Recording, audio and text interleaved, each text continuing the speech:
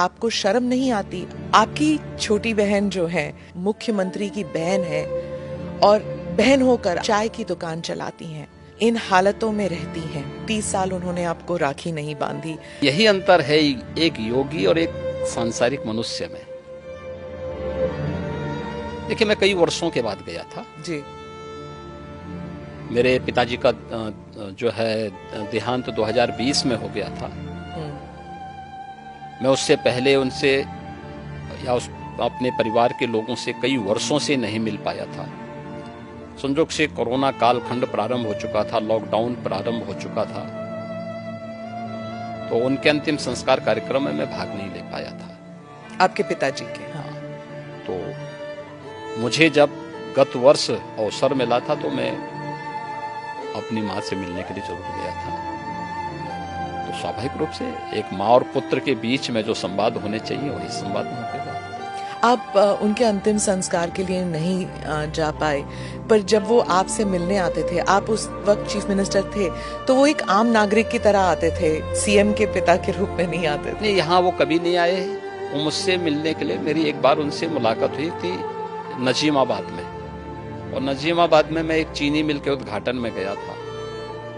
तो भाषण करते हुए मैंने देखा सामने जो है कोई बैठा है, तो मैं पहचान गया उनको। मैंने कहा ये तो मेरे पिताजी हैं लगता है। तो सभा के बीच में बैठे हुए थे। तो फिर मैंने सभा समाप्त होने के बाद अपने साथ के कुछ लोगों से कहा, मैंने कहा देखो यार वो आए हैं तो उनको बुलाओ, थोड़ा मुलाकात करते हैं। तो तब मेरी मुलाकात हुई थी। जी। आपकी छोटी बहन जो है, उन्होंने एक इंटरव्यू में कहा था कि 30 साल उन्होंने आपको राखी नहीं बांधी। 2022 में एक इंटरव्यू में उन्होंने कहा कि कई वर्ष पहले जब उन्हें पता लगा कि आप घर छोड़ के आप योगी बनने के लिए निकले हैं, तो उन्होंने कहा कि वो भिक्षा मांगने वाले संतों में आपको ढूंढ रही थी और मिले नहीं आप उन्हें।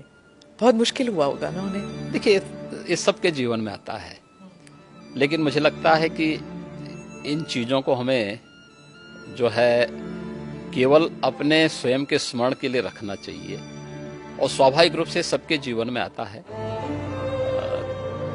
कई वर्षों के बाद जो है इस चीजें चलती रहती हैं। मुझे लगता है यही जीवन है। योगी के मुख्यमंत्री बनने के बाद कई लोग कहते थे कि आपको शर्म नहीं आती? आप मुख्यमंत्री की बहन हैं और बहन होकर आप चाय की दुकान चलाती हैं, इन हालतों में रहती हैं।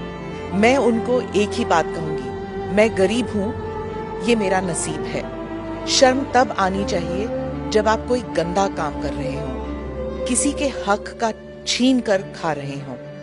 मैं तो मेहनत करके अपनी गुजर बसर करती हूँ। ठीक बात है। देखिए, व्यक्ति को कभी भी धन और वैभव संतुष्टि नहीं दे सकती है, और मुझे लगता है कि सबसे बड़ा योगी वह है जो स्वयं की मेहनत से संतुष्ट है, स्वयं के परिश्रम से संतुष्ट है।